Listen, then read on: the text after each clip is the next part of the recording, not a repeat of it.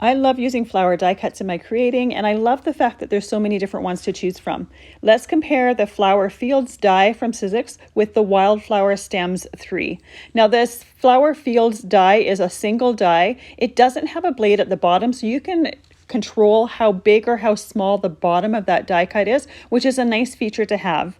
The Wild Stems 3 is a set of 5 different flower dies, and you can see right away that it has a completely different scale from the Flower Fields. It's much larger. I can take any of these Wildflower Stems dies, combine them together, or just have one on its own and create the look of a Flower Fields.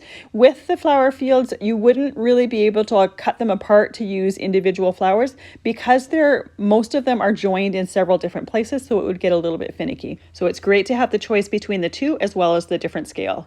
To use either die, I put my paper against the blade side of the die, and I usually flip it up so that the blade is facing up so the roller pressure from the top goes right against the die. I never have an issue cutting the Wildflower stems. The Flower Field, sometimes I need to cut it a second time doing it a quarter turn because there's so much detail within one single die, but it's great to be able to pick and choose between these two depending on the look and the final effect that I'm going for. Here I have the Flower Field silhouette just against a colorful background.